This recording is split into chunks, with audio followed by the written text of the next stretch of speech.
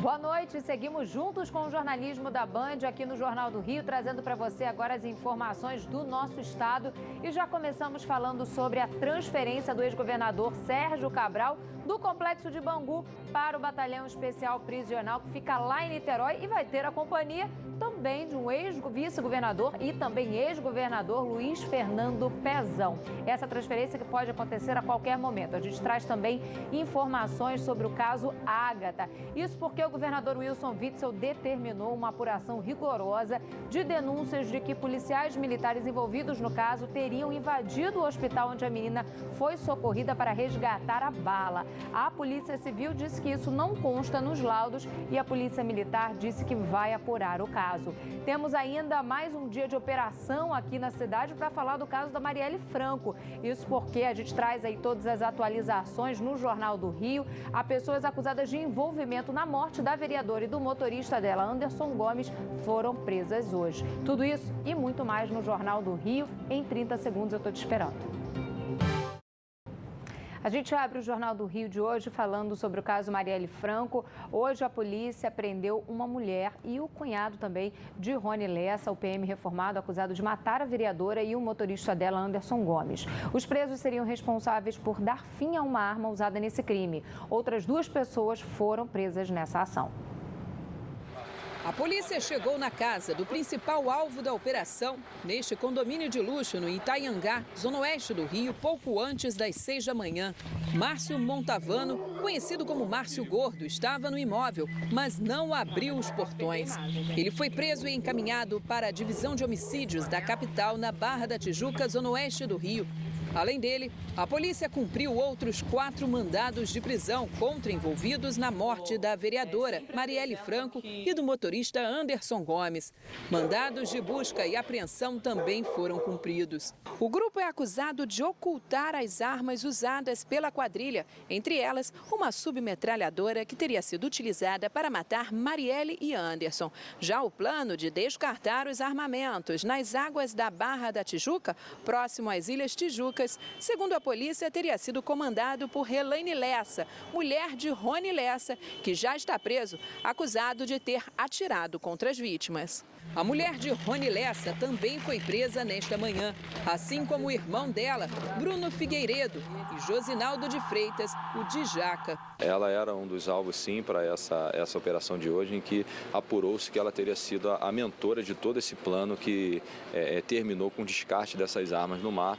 E dentre essas armas, acredita-se que poderia estar a arma usada para matar o Anderson e a Marielle. De acordo com as investigações, as armas foram lançadas ao mar 2 dias depois das prisões de Rony e do ex-PM Elcio de Queiroz, no dia 12 de março deste ano. Gordo foi o responsável por tirar uma caixa com armas de um apartamento no bairro da Pechincha, na zona oeste do Rio, onde funcionava a oficina de montagem de armamento da quadrilha. No dia seguinte, ele foi quem levou essas e outras armas até Djaca, que havia contratado o serviço de um taxista para transportá-las até o quebra-mar. Essas imagens que vocês estão tomando ciência agora, né? Elas mostram o quê? O Márcio carregando uma caixa, um ventilador, um ursinho, algumas coisinhas menores que eu não consegui enxergar o que são. Enfim, são tralhas, né? E, enfim, não caberiam ali fuzis na minha ótica. Já Bruno Figueiredo ajudou Gordo na execução do plano. Em depoimento à Delegacia de Homicídios, um pescador revelou que foi contratado por um homem que seria o Djaca, recebendo R$300 para levá-los ao local onde o armamento foi descartado. Mergulhadores do Corpo de Bombeiros e da Marinha fizeram buscas no local, mas nada foi encontrado. Nós pretendemos achar essas armas. Porém, se não encontrarmos, isso não atrapalhará a investigação. Nós temos outros meios de provas e, em cima disso, em cima do que nós temos, nós vamos seguir a investigação no sentido de chegar aos mandantes, se efetivamente tiverem mandantes nesse crime. Um ex-secretário e um vereador de Búzios, na região dos Lagos, foram presos, suspeitos de cobrar propina por alvarás. Quem traz os detalhes para a gente é a Juliana Neves, ela que tem informações para a gente. Fala, Juliana, boa noite. Boa noite, Thaís. Essa operação aconteceu na manhã de hoje. Foram 7 mandados de busca e apreensão contra o ex-secretário de Fazenda do município, Marcelo Chebor da Costa, e contra o vereador Lohan Gomes da Silveira. Lohan foi chefe de gabinete do ex-prefeito André Granado, que atualmente está afastado do cargo. Despachantes da prefeitura também foram alvos da ação. Foram apreendidos celulares, computadores, documentos, joias e dinheiro em espécie. Uma pessoa foi presa. Os mandados fazem parte da investigação que apura crimes de corrupção e falsificação praticados por uma quadrilha que cobrava propina de empresários para a emissão de alvarás de estabelecimentos comerciais em Búzios. Inclusive, eles são suspeitos de falsificar alvarás e certificados do Corpo de Bombeiros. A propina cobrada em cada alvará variava entre R$5.000 e R$6.000. Ainda não se sabe quantos alvarás falsos foram expedidos. Lohan informou à imprensa que está surpreso com as acusações e que se coloca à disposição da Justiça. Já a Prefeitura de Búzios informou em nota que está tomando medidas concretas para que casos como este não voltem a acontecer. Thaís. Obrigada, Juliana. E a Polícia Federal prendeu em flagrante um engenheiro aposentado de 64 anos. Essa prisão que aconteceu em Botafogo, na zona sul da cidade. E ele que é acusado de pedofilia. Na casa desse engenheiro, os agentes encontraram material pornográfico infanto-juvenil, além de roupas infantis. A pena pode chegar a 6 anos de prisão. A gente vai para uma rápida pausa e a seguir vamos falar da transferência de Sérgio Cabral do presídio Bangu 8 para o Batalhão Especial Prisional em Niterói, onde já está o ex-governador Luiz Fernando Pezão.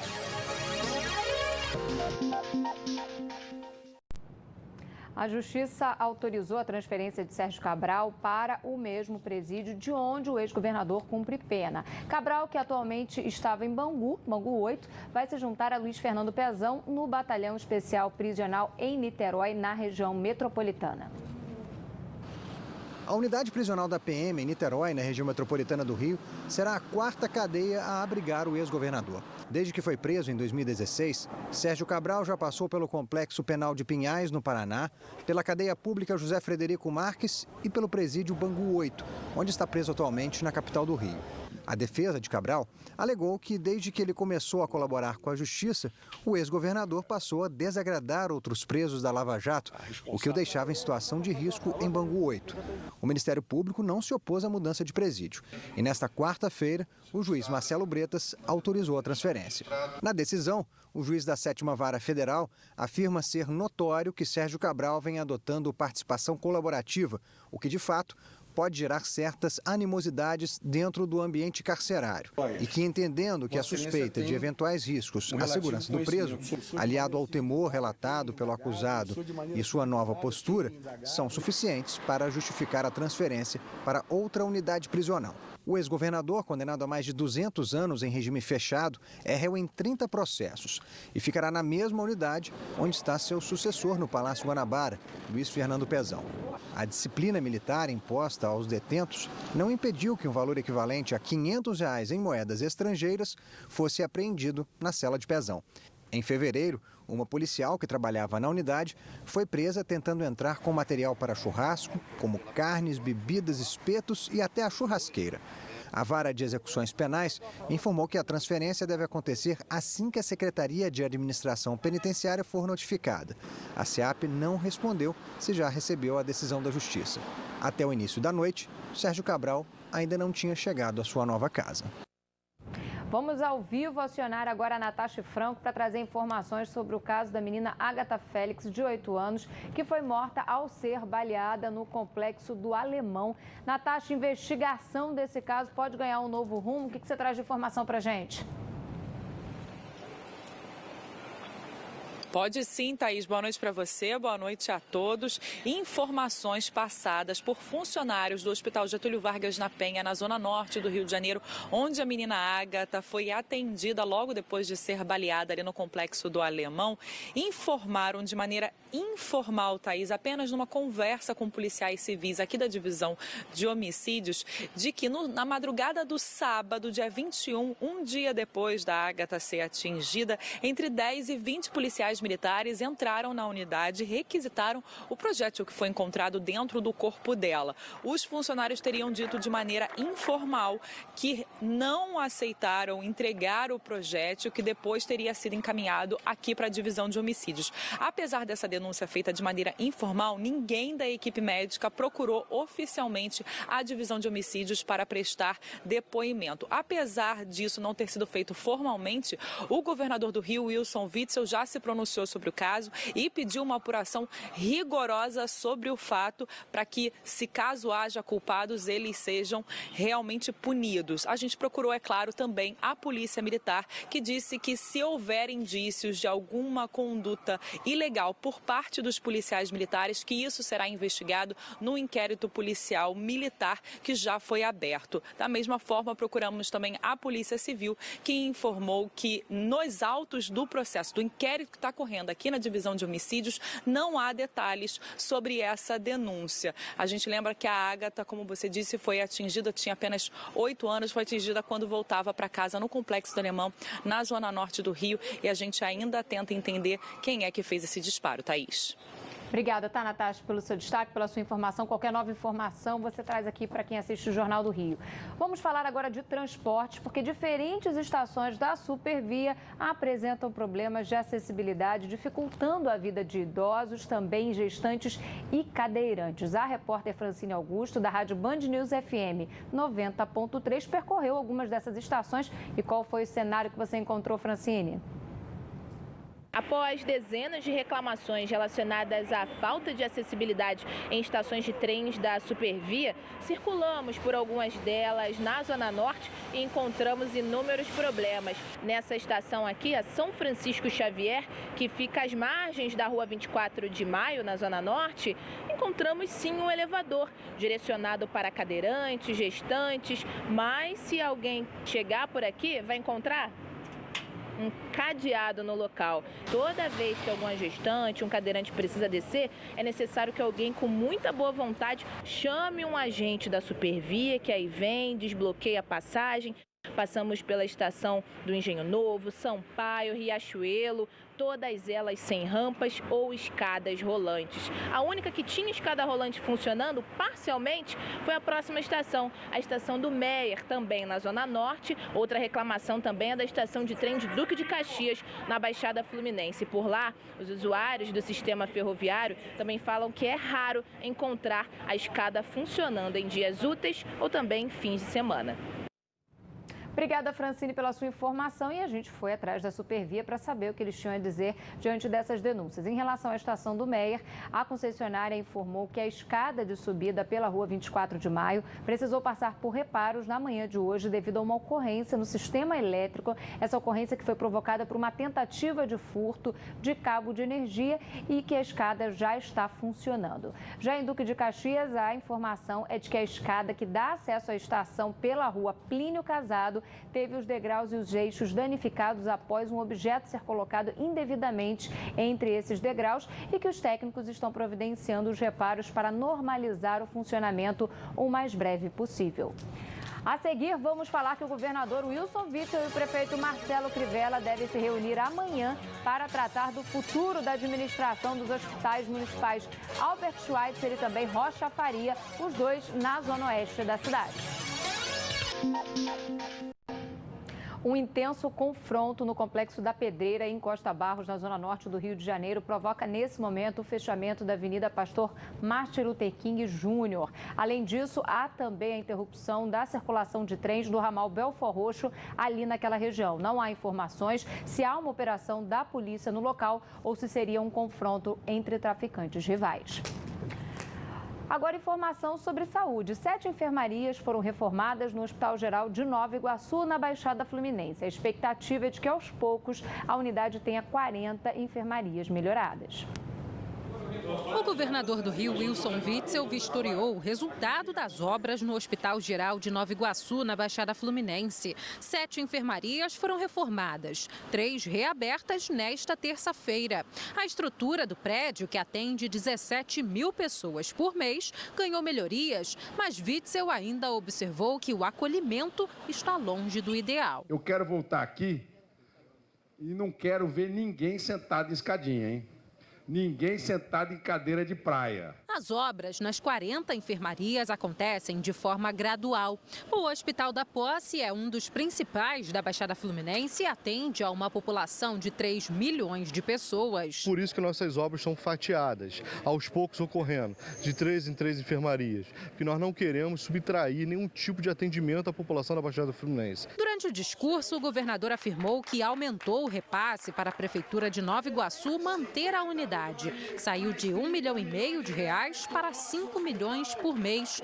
Witzel aproveitou para anunciar a construção de um novo hospital de trauma em Mesquita, também na Baixada. Durante o discurso, Wilson Witzel falou sobre a segurança pública. O governador afirmou que vai disponibilizar 600 novos policiais militares para a Baixada Fluminense. Além disso, Witzel disse que tem um encontro marcado com o ministro das Relações Exteriores, Ernesto Araújo, para falar sobre o documento que deve ser entregue ao Conselho de Segurança da ONU. Witzel lamentou a morte do policial militar Ednilton Mendes Francisco Júnior, de 32 anos, em Jacarepaguá, na zona oeste do Rio, e reforçou que a Organização das Nações Unidas pode auxiliar no combate ao tráfico de armas no Rio.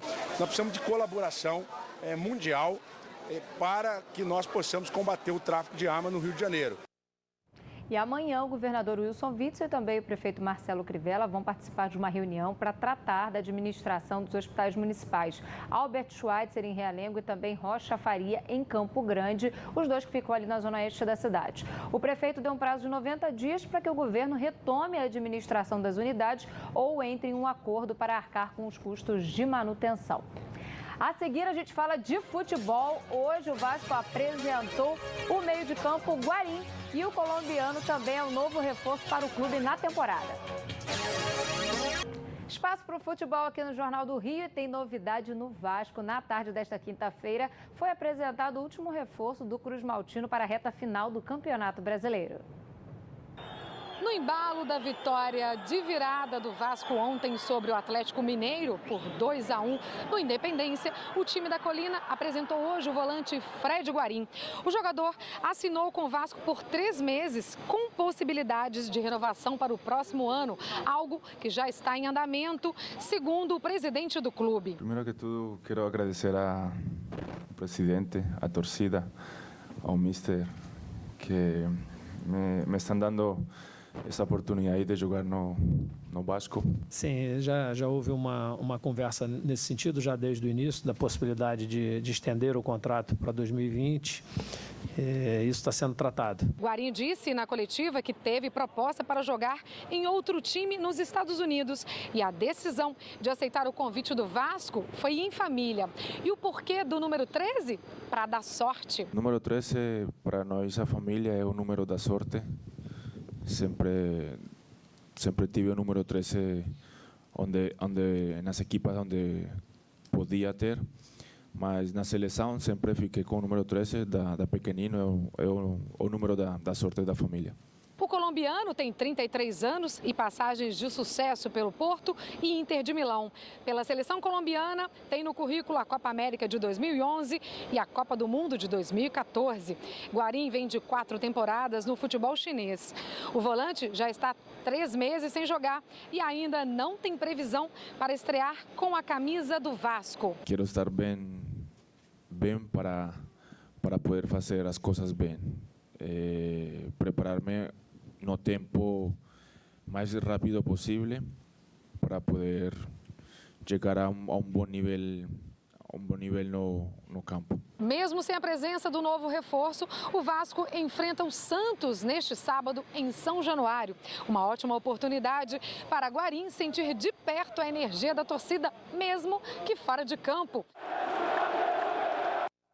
E começa hoje a segunda semana de Rock em Rio. A principal atração por lá no Parque Olímpico é a banda Red Hot Chili Peppers. Nós vamos saber como é que está o trânsito para chegar na área de eventos. A gente tem imagens do Centro de Operações da Prefeitura, Avenida Belardo Bueno. A gente lembra que as interdições acontecem desde as 2 horas da tarde. Só os moradores com a sinalização já devida conseguem ultrapassar as áreas de interdição, que devem continuar até o próximo domingo, quando o evento será encerrado. O trânsito com retenção bastante ali naquela região, o transporte público é a melhor opção. Me despeço por aqui, uma boa noite para você. A gente tem um novo encontro amanhã, às 6:50. Até lá.